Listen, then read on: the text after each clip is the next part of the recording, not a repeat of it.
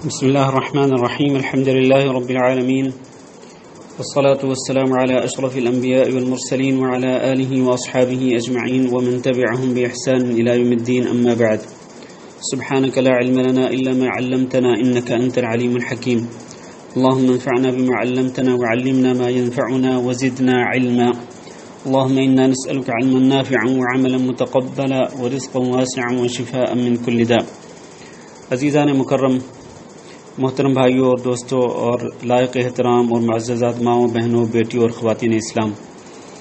نواقد اسلام کے دوسرے سبق کے ساتھ میں حاضر خدمت ہوں. اس سے پہلے ہم نے نواقد اسلام کے بارے میں ایک لیکچر ریکارڈ کر کے آپ کو بھیجا تھا، جس میں ہم نے نواقد اسلام کے بارے میں بنیادی چیزیں بیان کی تھیں کہ نواقد اسلام سے مراد کیا ہے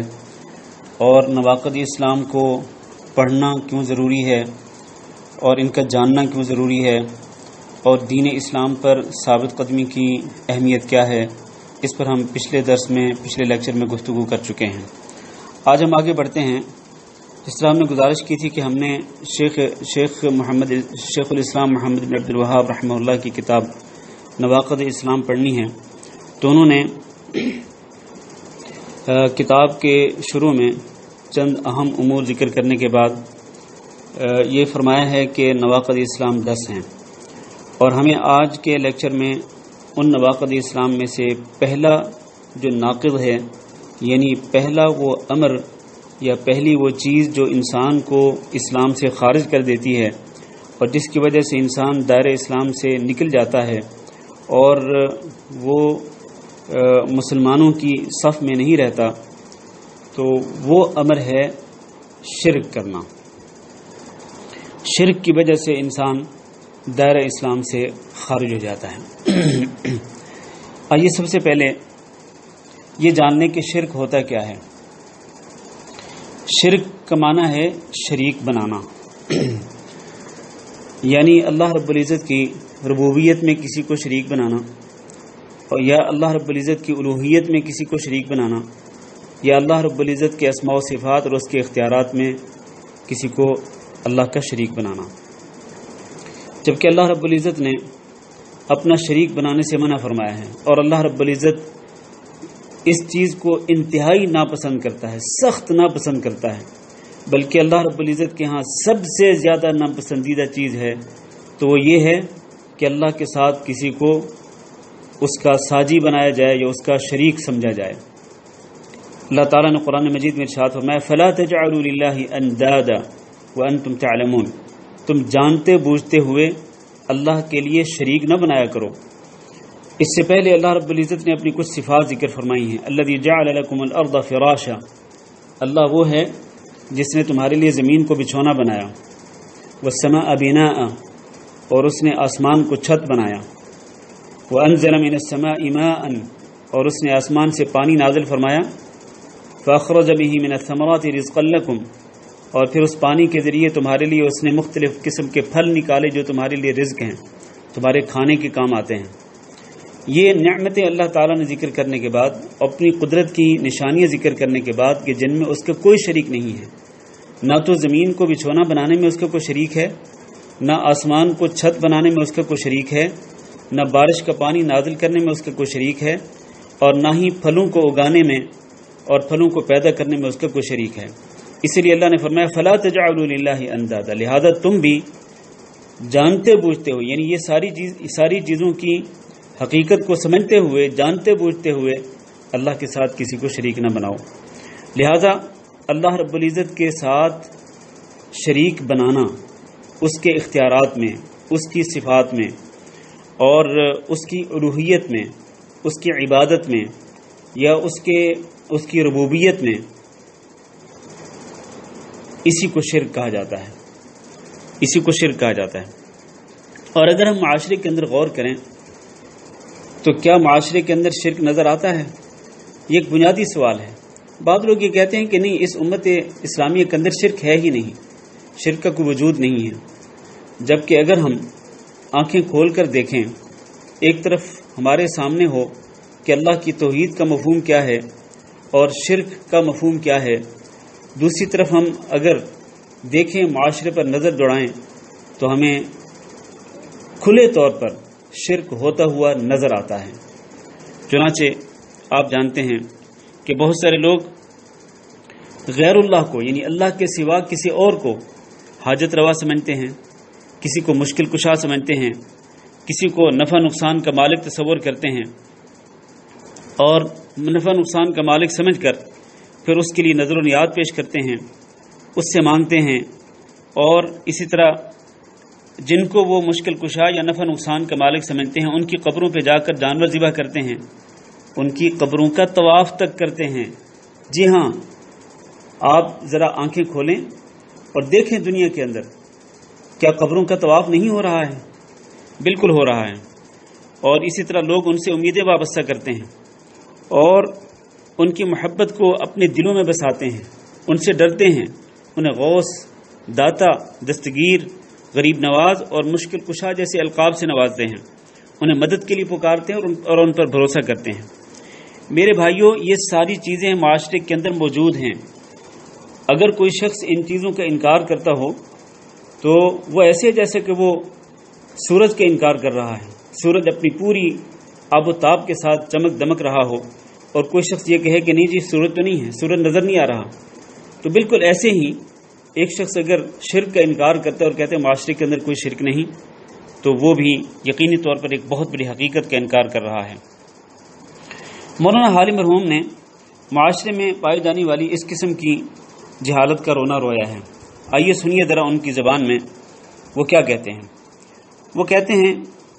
کرے غیر گر بت کی پوجا تو کافر، جو ٹھہرائے بیٹا خدا کا تو کافر، گرے آگ پر بہر سجدہ تو کافر، کواکب میں مانے کرشمہ تو کافر، مگر مومنوں پر کشادہ ہیں راہیں، پرستش کریں شوق سے جس کی چاہیں، نبی کو جو چاہیں خدا کر دکھائیں، اماموں کا رتبہ نبی سے بڑھائیں، مزاروں پہ دن رات نظریں چڑھائیں، شہیدوں سے جا جا کے مانگیں دعائیں، نہ توحید میں کچھ خلل اس سے آئے، نہ اسلام بگڑے نہ ایمان جائے۔ کیا یہ چیزیں ہمارے معاشرے کے اندر موجود نہیں ہیں؟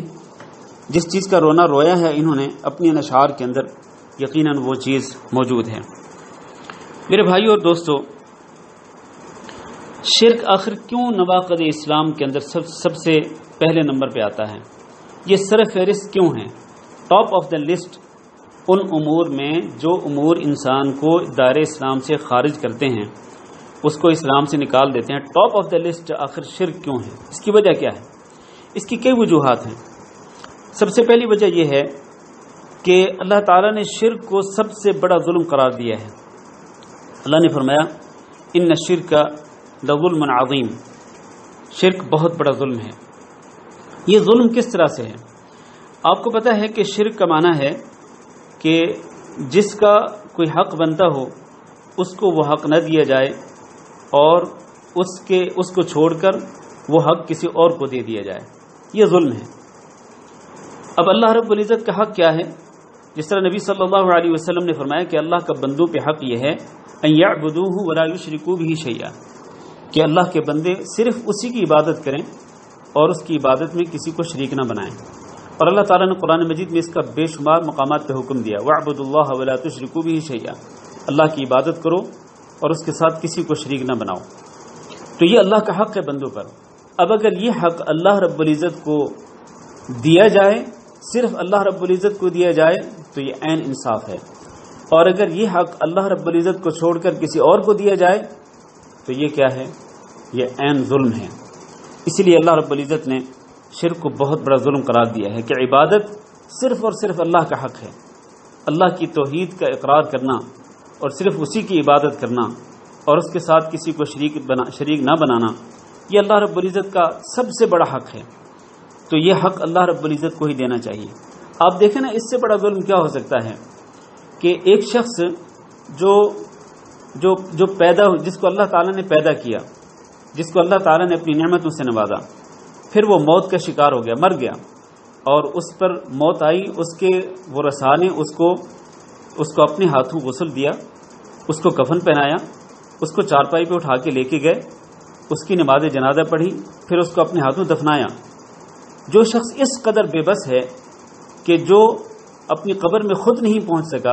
اس کو لوگوں نے قبر میں پہنچایا، تو اس قسم کے بے بس انسان کو اللہ کا ساجی بنانا، اللہ کے ساتھ شریک سمجھنا، اور یہ سمجھنا کہ اس شخص کو قبر میں دفن ہونے کے بعد اتنے اختیارات مل جاتے ہیں کہ یہ حاجتیں بھی پوری کرتا ہے، یہ جناب مشکلیں بھی دور کرتا ہے، یہ لوگوں کی امیدوں کو پورا کرتا ہے اور لوگوں کی فریادوں کو سنتا ہے، ان کی مشکلوں کو ٹالتا ہے، تو اس جیسے بے بس انسان کو اللہ رب العزت کے بارے میں، یعنی عجیب بات ہے کہ اللہ رب العزت مالک الملک ہے اور اللہ بادشاہوں کا بادشاہ ہے، بادشاہت جس کے ہاتھ میں ہے، اور مقالید السماوات والارض کا وہ مالک ہے، یعنی زمینوں اور آسمانوں کے اختیارات کا مالک ہے، اس قدر بے انتہا اختیارات کا مالک اور ہر چیز پہ قادر ہے، ہر چیز کا خالق ہے، تو ایک بے بس قسم کی مخلوق کو اس اللہ کے برابر لا کے کھڑا کر دینا، اس کا ساجی بنانا اور اس کا شریک بنانا، کیا یہ ظلم نہیں ہے؟ یہ یقیناً بہت بڑا ظلم ہے۔ اور دوسری وجہ یہ ہے کہ اللہ رب العزت نے شرک کو حرام قرار دیا ہے۔ اللہ نے شرک کو قرآن مجید کے اندر حرام قرار دیا ہے۔ اللہ نے فرمایا قل تعالوا اتلوا ما حرم ربكم عليكم الا تشركوا به شيئا، کہہ دیجئے آؤ ذرا میں تمہیں پڑھ کے سناؤں کہ تم پہ تمہارے رب نے کیا چیزیں حرام کی ہیں۔ ان چیزوں میں، اللہ کی حرام کردہ چیزوں میں سب سے پہلی چیز کیا ہے؟ لا تشرکوا به شیئا، شرک کرنا ہے۔ فرمایا اللہ کے ساتھ شرک نہ کرو، شرک کرنا حرام ہے۔ تو اس لیے یہ ٹاپ آف دا لسٹ ہے ان امور میں جو انسان کو دائرہ اسلام سے خارج کر دیتے ہیں، اور شرک سب سے بڑا گناہ علی الاطلاق، یعنی جتنے بھی گناہ ہو سکتے ہیں، جتنی برائیاں ہو سکتی ہیں، جتنی نافرمانیاں ہو سکتی ہیں، ان میں ٹاپ آف دا لسٹ شرک ہے۔ اس لیے رسول اکرم صلی اللہ علیہ وسلم نے فرمایا کہ کیا میں تمہیں اکبر الکبائر، کبیرہ گناہوں میں سب سے بڑے گناہ کے بارے میں نہ بتاؤں؟ تو صحابہ کرام نے کہا جی ضرور بتائیے۔ نبی صلی اللہ علیہ وسلم نے فرمایا سب سے بڑا گناہ الاشراک باللہ وعقوق الوالدین، اللہ کے ساتھ شرک کرنا اور والدین کی نافرمانی کرنا ہے۔ اور دوسری حدیث میں نبی صلی اللہ علیہ وسلم نے 7 مہلک گناہوں کو شمار فرمایا، اجتنبوا السبع الموبقات، کہ 7 مہلک گناہوں سے، تباہ و برباد کرنے والے گناہوں سے بچ جاؤ۔ پوچھا گیا نبی صلی اللہ علیہ وسلم سے وہ کون سے ہیں، تو آپ نے ان میں سب سے پہلے جس گناہ کو ذکر کیا وہ الشرک باللہ ہے، اللہ کے ساتھ شرک کرنا۔ اور ایک اور وجہ کہ آخر کیا وجہ ہے کہ سب سے پہلے دائرہ اسلام سے خارج کرنے والے امور میں شرک ہے، اس کی ایک وجہ یہ بھی ہے کہ شرک جیسے گناہ کو اللہ رب العزت قیامت کے دن ہرگز معاف نہیں کرے گا۔ دنیا میں تو اللہ تعالیٰ معاف کر دیتا ہے، شرک کرنے والا اگر اللہ تعالیٰ سے سچے دل کے ساتھ توبہ کر لے، شرک سے معافی مانگ لے، اللہ تعالیٰ سے توبہ کر لے شرک سے، اور اللہ تعالیٰ کی طرف رجوع کر لے، اور پھر اس کے بعد وہ کبھی شرک کے قریب نہ جائے، تو اللہ تعالیٰ شرک جیسے گناہ کو دنیا کے اندر معاف کر دیتا ہے انسان کی زندگی میں۔ لیکن اگر کسی شخص کی موت شرک پر آ جائے تو قیامت کے دن اللہ رب العزت اس کو معاف نہیں فرمائے گا۔ اللہ تعالیٰ نے 2 ٹوک انداز میں فرمایا ان اللہ لا یغفر ان یشرک بہ، اللہ تعالیٰ اس بات کو معاف نہیں کرے گا کہ اس کے ساتھ شرک کیا جائے۔ وَيَغْفِرُ مَا دُونَ ذَلِكَ لِمَن يَشَاءُ، ہاں اس شرک سے جو کم درجے کے جو گناہ ہیں اللہ تعالیٰ جس کو چاہے گا معاف کر دے گا۔ تو دنیا کے اندر تو اللہ تعالیٰ شرک کو معاف کر دیتا ہے، جیسا کہ سورۃ الفرقان کے آخر میں اللہ تعالیٰ نے عباد الرحمن کی صفات ذکر فرمائیں کہ وَالَّذِينَ لَا يَدْعُونَ مَعَ اللَّهِ إِلَٰهًا آخَرَ، رحمان کے بندے وہ ہوتے ہیں جو کہ اللہ کے ساتھ کسی اور معبود کو نہیں پکارتے۔ یہ ان کا وتیرہ ہوتا ہے کہ وہ صرف اللہ کو پکارتے ہیں، اللہ کے سوا کسی کو نہیں پکارتے۔ پھر آگے چل کے فرمایا وَمَن يَفْعَلْ ذَلِكَ يَلْقَ أَثَامًا يُضَاعَفْ لَهُ الْعَذَابُ يَوْمَ الْقِيَامَةِ وَيَخْلُدْ فِيهِ مُهَانًا، جو اس طرح یہ گناہ کرے گا تو بہت بڑے گناہ کا ارتکاب کرنے والا ہوگا اور اس کے لیے قیامت کے دن رسوا کن عذاب ہوگا۔ لیکن إِلَّا مَن تَابَ وَآمَنَ وَعَمِلَ عَمَلًا صَالِحًا فَأُولَٰئِكَ يُبَدِّلُ اللَّهُ سَيِّئَاتِهِمْ حَسَنَاتٍ، جو شخص توبہ کر لے اور ایمان لے آئے اور اچھا عمل کرتا رہے تو ایسے لوگوں کی برائیوں کو اللہ تعالیٰ نیکیوں میں تبدیل کر دیتا ہے۔ تو شرک سے معافی کی گنجائش زندگی کے اندر تو موجود ہے، لیکن اگر انسان کی موت شرک کے اوپر آ جائے تو پھر قیامت کے دن اس کے گناہ کو اللہ تعالیٰ معاف نہیں فرمائے گا۔ اس کی ایک اور وجہ یہ بھی ہے کہ شرک جو ہے یہ انسان کو دائرہ اسلام سے خارج کر دیتا ہے۔ اس کی ایک وجہ یہ بھی ہے کہ شرک تمام کے تمام نیک اعمال کو ضائع کر دیتا ہے۔ شرک کی وجہ سے سارے کے سارے نیک اعمال، چاہے وہ پہاڑوں جیسے بڑے بڑے کیوں نہ ہوں، نمازیں ہوں، روزے ہوں، حج اور زکوٰۃ ہوں، صدقہ خیرات ہوں، دیگر بڑی بڑی نیکیاں ہوں، اگر انسان شرک کرے تو اس کی یہ ساری کی ساری نیکیاں غارت ہو جاتی ہیں اور برباد ہو جاتی ہیں۔ اللہ تعالیٰ نے قرآن مجید میں ارشاد فرمایا، سورۃ الانعام میں اللہ نے متعدد انبیاء کا ذکر فرمایا اور ان کے بارے میں فرمایا کہ وَلَوْ أَشْرَكُوا لَحَبِطَ عَنْهُمْ مَا كَانُوا يَعْمَلُونَ، اگر یہ شرک کرتے تو ان کے سارے اعمال ضائع ہو جاتے۔ اور خود نبی صلی اللہ علیہ وسلم کے بارے میں بھی اللہ نے فرمایا وَلَقَدْ أَوْحَيْنَا إِلَيْكَ وَلَقَدْ أُوحِيَ إِلَيْكَ وَإِلَى الَّذِينَ مِنْ قَبْلِكَ لَئِنْ أَشْرَكْتَ لَيَحْبَطَنَّ عَمَلُكَ، اگر آپ نے شرک کر لیا تو ضرور بالضرور آپ کے اعمال جو ہیں وہ برباد ہو جائیں گے، وَلَتَكُونَنَّ مِنَ الْخَاسِرِينَ، اور آپ یقینی طور پر خسارہ پانے والے لوگوں میں شامل ہو جائیں گے۔ تو آپ اندازہ کریں کہ اللہ تعالیٰ نے انبیاء کے بارے میں یہ ارشاد فرمایا کہ انبیاء اگر شرک کرتے تو ان کے اعمال غارت ہو جاتے۔ حالانکہ انبیاء کو تو اللہ رب العزت بھیجتا ہی اس لیے ہے کہ وہ لوگوں کو جا کے توحید کا پیغام پہنچائیں اور ایک اللہ کی عبادت کی طرف بلائیں، اور ایسے ہی کیا تمام کے تمام انبیاء کرام علیہ السلام نے۔ لیکن اللہ رب العزت حقیقت میں اس چیز کی سنگینی کو بیان کرنے کے لیے، شرک کی سنگینی کو بیان کرنے کے لیے اللہ تعالیٰ فرماتے ہیں کہ اگر بالفرض انبیاء بھی شرک کرتے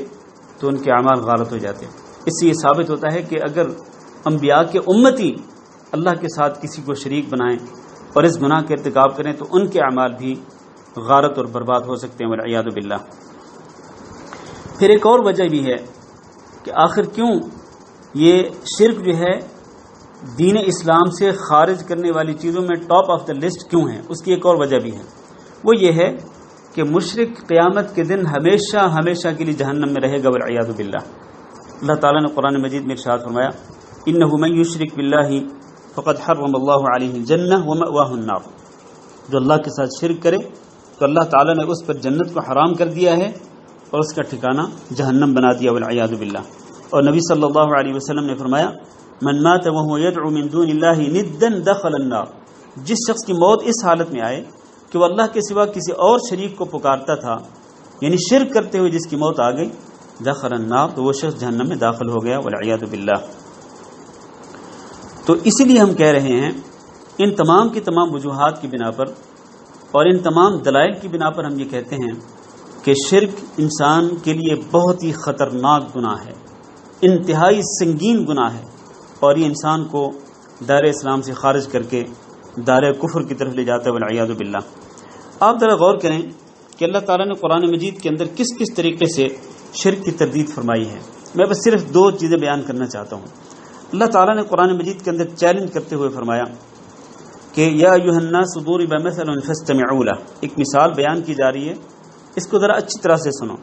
ان الذین تدعون من دون اللہ، جن کو تم اللہ کو چھوڑ کر پکارتے ہو،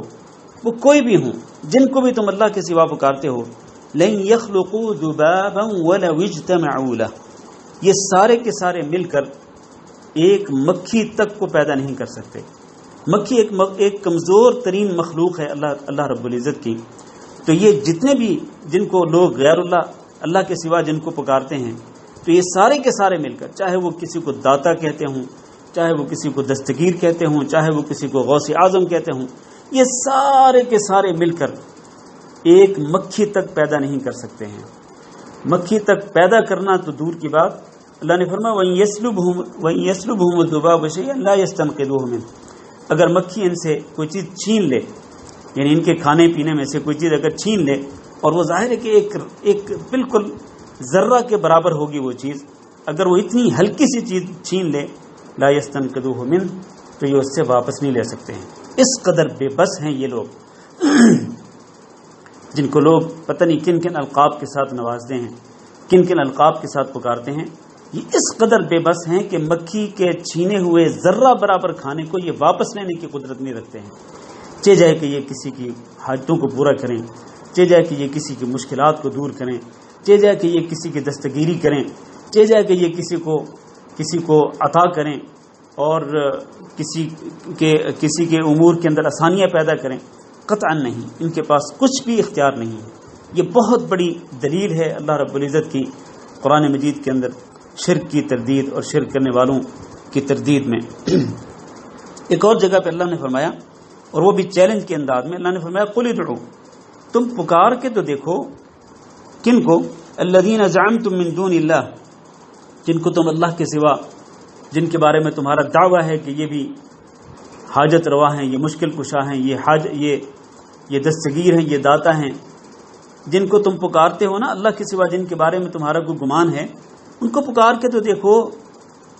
ان کی حالت کیا ہے، ان کی بے بسی کا عالم کیا ہے۔ لا یملکون مثقال ذرۃ فی السماوات ولا فی الارض، اللہ اکبر،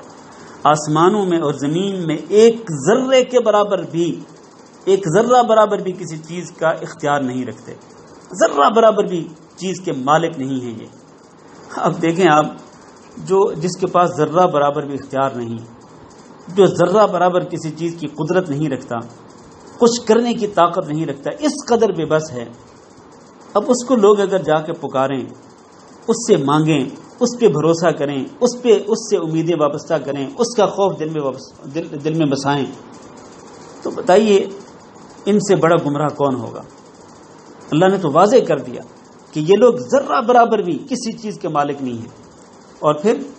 ایک تو مالک نہیں ہیں، اختیار نہیں رکھتے کسی چیز کا، دوسرا وما لهم فیہما من شرک، ان کا کوئی حصہ بھی نہیں ہے آسمانوں اور زمین میں، یہ اللہ کے حصے دار بھی نہیں ہیں کہ یہ حصے دار ہونے کے ناطے یہ دعویٰ کریں، اللہ تعالیٰ سے منوائیں کہ اللہ ہمارا بھی حصہ ہے تو اللہ ہماری یہ بات مان لے، نہیں، یہ حصے دار بھی نہیں ہے۔ تیسری چیز وما له منهم من ظہیر، ان میں سے کوئی بھی اللہ رب العزت کا نہ کوئی مددگار ہے، نہ کوئی معاون ہے، نہ کوئی وزیر ہے، نہ کوئی مشیر ہے، ان کی کچھ بھی حیثیت نہیں ہے، نہ یہ اللہ کے وزیر ہیں، نہ مددگار ہیں، اور نہ یہ اللہ کے مشیر ہیں۔ اور چوتھی چیز یہ ولا تنفع الشفاعۃ عنده الا لمن اذن له، ان کی سفارش بھی اللہ کے ہاں کام نہیں دے گی۔ اگر آپ یہ مان لیں کہ یہ سفارش کرتے ہیں تو ان کی سفارش بھی اللہ کے ہاں کام دینے والی نہیں ہے، الا لمن اذن له، ہاں قیامت کے دن جس کو اللہ تعالیٰ سفارش کرنے کی اجازت دے گا تو وہ سفارش کر سکے گا، ورنہ ایسا نہیں ہے کہ جو اٹھے گا، جو چاہے گا جس کے حق میں سفارش کر دے گا قیامت کے دن، ہرگز نہیں۔ تو اللہ تعالیٰ نے مختلف انداز سے قرآن مجید کے اندر شرک کی تردید فرمائی ہے۔ تو ان تمام کی تمام باتوں اور ان تمام نصوص کی بنا پر، قرآن و حدیث کے ان تمام کے تمام دلائل کی بنا پر ہم یہ کہتے ہیں کہ شرک جو ہے یہ انتہائی خطرناک گناہ ہے اور یہ انسان کو دائرہ اسلام سے خارج کر دیتا ہے۔ اب ہم آگے بڑھتے ہیں۔ اسلام میں شرک کا سدباب کرنے کے لیے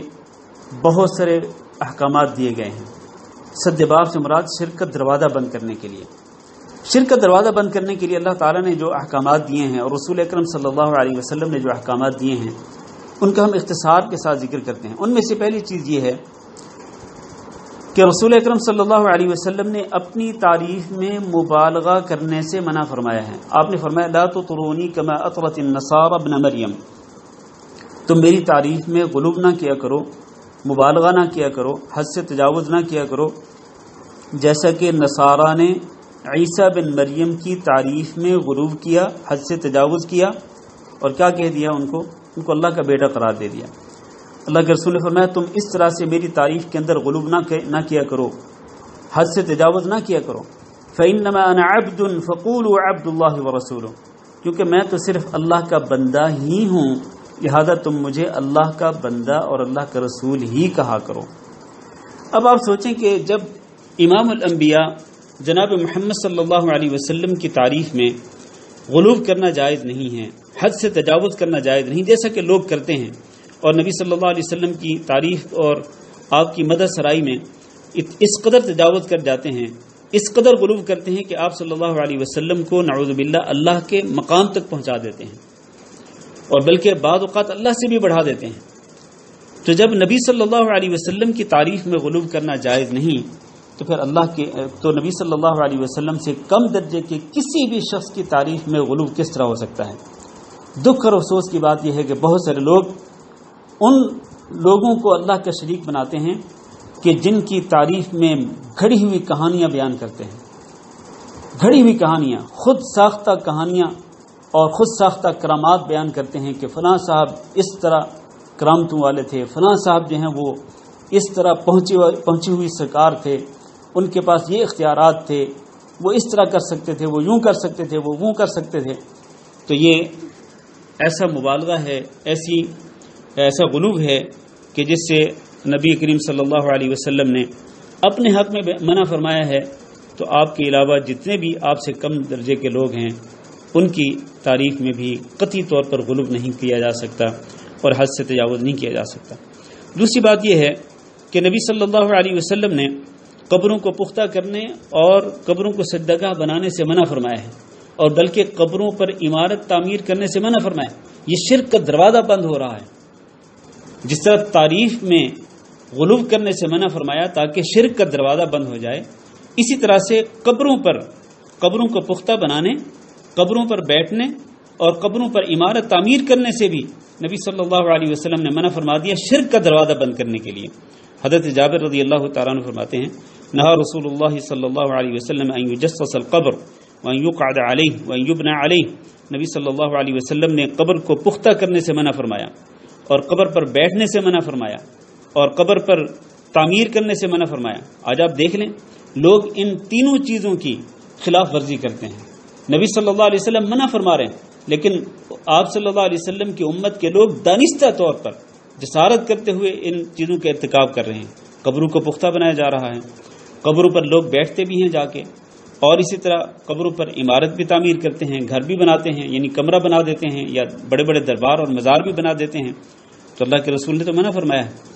اسی طرح نبی صلی اللہ علیہ وسلم نے فرمایا، لعنت اللہ علی الیہود والنصارى اتخذوا قبور انبیائهم مساجد، اللہ تعالیٰ کی لعنت ہو یہود و نصارہ پر کہ انہوں نے اپنے انبیاء کی قبروں کو سجدگاہ بنا لیا تھا۔ اب آپ دیکھ لیں یہود و نصارہ پر اس لیے لعنت اللہ تعالیٰ کی پڑی، اللہ کی پھٹکار اس لیے پڑی کہ انہوں نے اپنے نبیوں کی قبروں کو سجدگاہ بنا لیا تھا، اور آج اس امت کے اندر نبیوں کی قبروں کو سجدگاہ ہی نہیں بنایا جا رہا،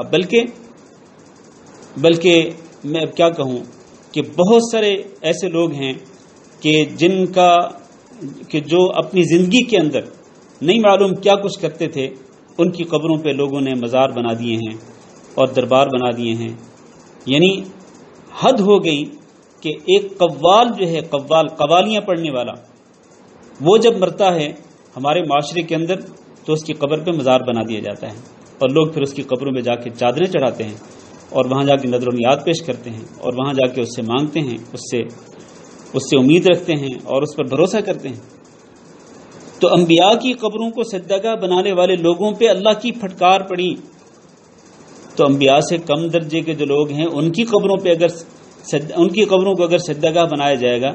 تو کیا سجدگاہ بنانے والے لوگوں پہ اللہ کی پھٹکار نہیں پڑے گی؟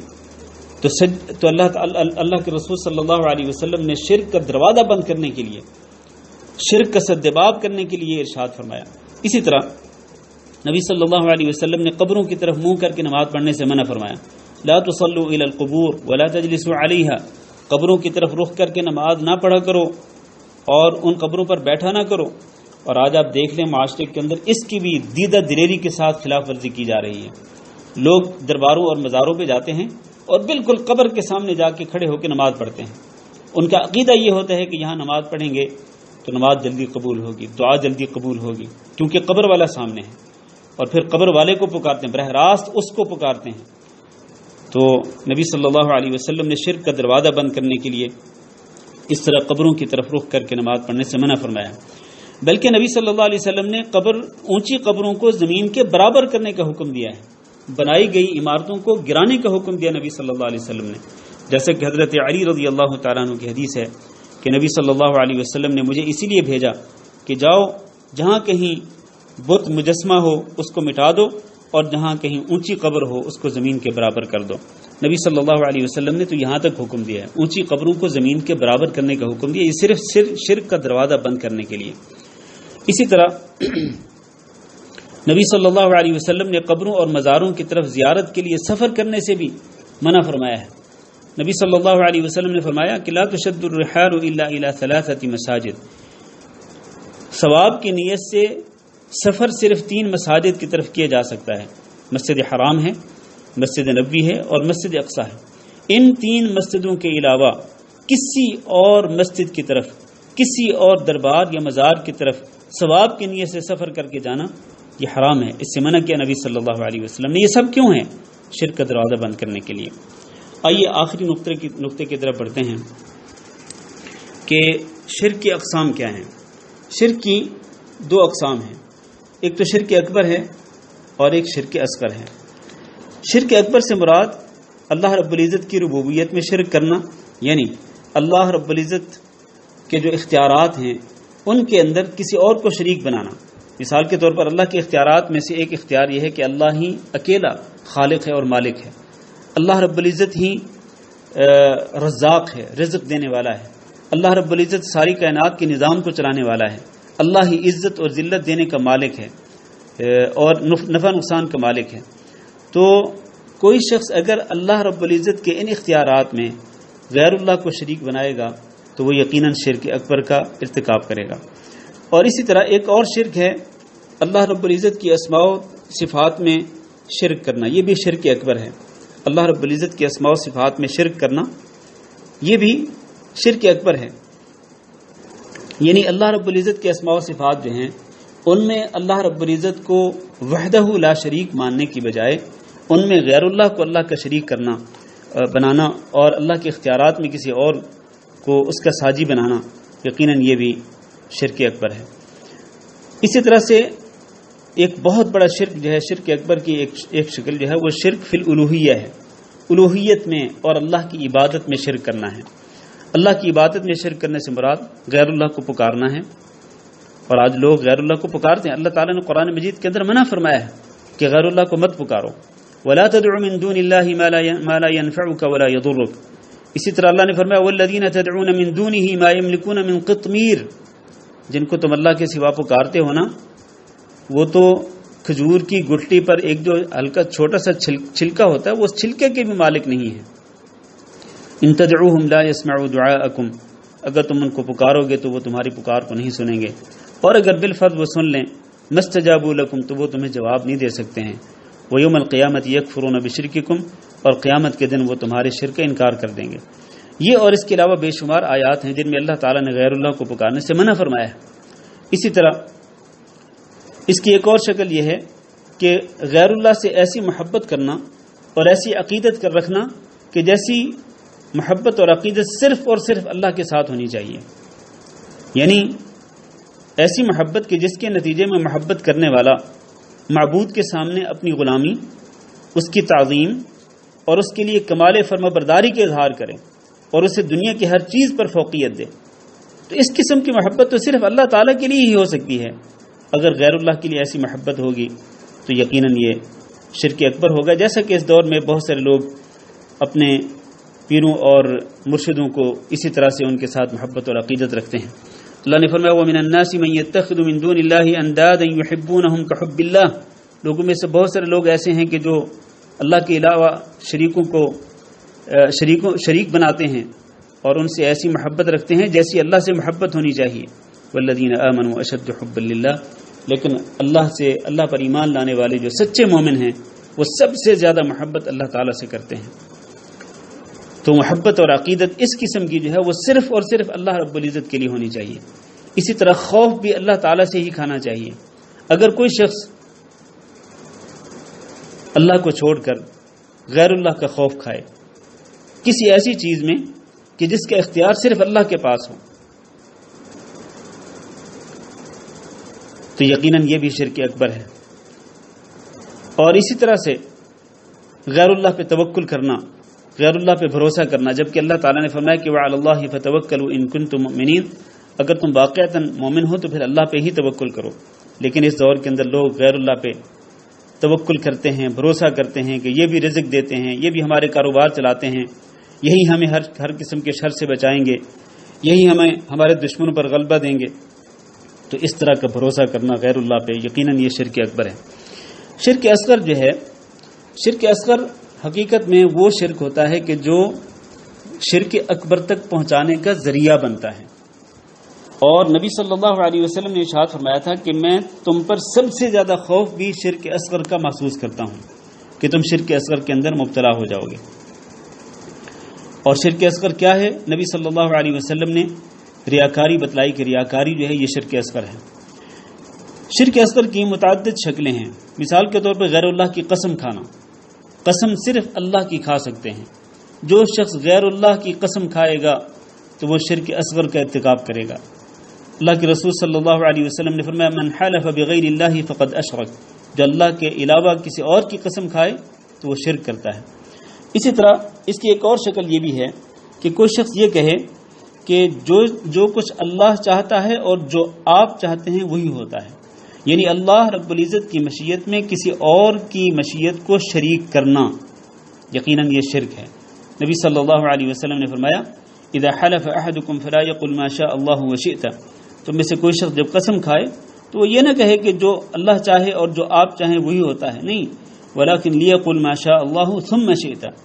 لیکن اس کو یہ کہنا چاہیے کہ جو اللہ تعالیٰ چاہے گا وہی ہوگا، پھر اس کے بعد جو آپ چاہیں گے۔ یعنی انسان کی مشیت جو ہے وہ اللہ رب العزت کی مشیت کے تابع ہے، نہ یہ کہ انسان کی مشیت اللہ رب العزت کی مشیت کے ساتھ برابر کی حیثیت رکھتی ہے۔ اسی طرح بدشگونی لینا، فال نکالنا، یہ بھی شرک اصغر ہے۔ بعض لوگ فال نکالتے ہیں، بدشگونی لیتے ہیں مختلف چیزوں سے، اور پھر بدشگونی لے کر یا فال نکال کر جو کام وہ کرنا چاہتے ہیں اس سے رک جاتے ہیں کہ فال نہیں نکلی ہے یا شگون اچھا نہیں آیا ہے تو اس لیے وہ رک جاتے ہیں۔ تو اس کا مطلب یہ ہے کہ ایسے لوگوں کا بھروسہ جو ہے وہ ایسی چیزوں پہ ہوتا ہے نہ کہ اللہ پہ ہوتا ہے، تو اس لیے بدشگونی لیتے ہوئے اور فال نکالتے ہوئے کسی چیز سے ڈرنا اور کسی کام کو چھوڑ دینا، یقیناً یہ بھی شرک اصغر ہے۔ اسی طرح کاہنوں اور نجومیوں کے پاس جانا اور ان کی تصدیق کرنا، یہ بھی بہت بڑا گناہ ہے، شرک اصغر ہے۔ نبی کریم صلی اللہ علیہ وسلم نے فرمایا کہ جو شخص کسی کاہن یا نجومی کے پاس جائے، صرف اس کے جانے کی وجہ سے کتنا نقصان ہوتا ہے کہ اس کی 40 دن کی نمازیں قبول نہیں کی جاتی، اور اگر وہ اس کے پاس جا کر اس کی بات کو تصدیق کرے تو اس کو نبی صلی اللہ علیہ وسلم نے کفر قرار دیا ہے۔ اسی طرح کڑا لٹکانا، کڑا باندھنا یا دھاگا یا تعویذ پہننا، کڑا یا دھاگا یا تعویذ پہننا، یہ بھی شرک اصغر کا ایک حصہ ہے کہ لوگ ایسی چیزوں پہ بھروسہ کر لیتے ہیں کہ یہ کڑا ہمیں بچائے گا، یہ دھاگا، یہ تعویذ ہمیں بچائے گا، تو یہ بھی شرک ہے۔ نبی کریم صلی اللہ علیہ وسلم نے جب ایک شخص کے ہاتھ میں ایک کڑا دیکھا تھا تو آپ نے پوچھا تھا یہ کیا ہے؟ اس نے کہا یہ بیماری کی وجہ سے پہنا ہوا ہے۔ آپ نے فرمایا ما تزیدک الا وہنا، یہ تیری بیماری میں اور اضافہ کر دے گا، انبذھا عنک، اس کو اپنے سے اتار دو۔ اس سے مراد یہ ہوا کہ اگر کسی شخص نے کڑا پہنا ہوا ہو یا دھاگا پہنا ہوا ہو یا تعویذ لٹکایا ہوا ہو تو اس کو فوری طور پہ اتار کے پھینک دینا چاہیے، کیونکہ نبی صلی اللہ علیہ وسلم نے یہی فرمایا کہ یہ تعویذ، یہ کڑا تیری بیماری میں اضافہ کرے گا، اس کو اتارو۔ فإنک ان تمت وہی علیک وکلت الیہا، اگر تم اسی حالت میں مر گئے کہ تم نے تعویذ پہنا ہوا تھا یا کڑا پہنا ہوا تھا یا دھاگا پہنا ہوا تھا تو اللہ تعالیٰ تمہیں اسی کے سپرد کر دے گا، اور پھر اللہ تعالیٰ تمہاری کوئی پرواہ نہیں کرے گا۔ اس لیے اس طرح کے جتنے بھی کام ہیں جو کہ شرک اکبر کا ذریعہ بن سکتے ہیں، ان تمام کی تمام چیزوں سے اور ان تمام کے تمام اعمال سے بچنا چاہیے۔ اللہ تعالیٰ سے دعا کرتے ہیں کہ اللہ ہم سب کو شرک سے بچنے کی توفیق دے۔ میں نے آج شرک کے بارے میں کچھ تفصیل سے بیان کیا ہے کیونکہ شیخ الاسلام محمد بن عبد الوہاب رحمہ اللہ نے نواقض اسلام میں ٹاپ آف دا لسٹ سب سے پہلے اسی چیز کو ذکر کیا ہے کہ شرک انسان کو دائرہ اسلام سے خارج کر دیتا ہے، اور شرک انسان کو اسلام سے نکال دیتا ہے، اور وہ شخص جو ہے وہ امت مسلمہ سے خارج ہو کر وہ دوسری امت میں چلا جاتا ہے والعیاذ باللہ۔ اور شرک سے بچنے کی جو دعا ہے، نبی صلی اللہ علیہ وسلم نے فرمایا کہ یہ دعا انسان کو پڑھنی چاہیے، اللہم انی اعوذ بک ان اشرک بک وانا اعلم واستغفرک لما لا اعلم۔ یہ شرک سے بچنے کی دعا سکھلائی ہے نبی صلی اللہ علیہ وسلم نے امت کو، اور آپ نے فرمایا کہ شرک جو ہے یہ چونٹی کی چال سے بھی زیادہ مخفی ہوتا ہے، یعنی انسان کو پتہ بھی نہیں چلتا اور انسان شرک کر گزرتا ہے. چونٹی کی چال سے بھی زیادہ یہ مخفی ہوتا ہے شرک. اور آپ نے فرمایا کہ میں تمہیں ایک دعا بتلاتا ہوں، اگر تم یہ دعا پڑھ لو اور پڑھتے رہو تو پھر اللہ تعالیٰ تم سے بڑے شرک کو بھی ختم کر دے گا اور چھوٹے شرک کو بھی ختم کر دے گا. اور وہ دعا یہی ہے، اللہم انی اعوذ بک ان اشرک بک وانا اعلم واستغفرک لما لا اعلم. یہ دعا ہمیں یاد ہونی چاہیے اور ہمیں یہ بار بار پڑھنی چاہیے. اللہ تعالیٰ سے دعا ہے کہ اللہ ہم سب کو شرک سے بچنے کی توفیق دے. اللہ رب العزت ہم سب کو توحید پہ قائم و دائم رکھے، ہمارا خاتمہ ہو تو توحید پر ہو. السلام علیکم ورحمۃ اللہ وبرکاتہ.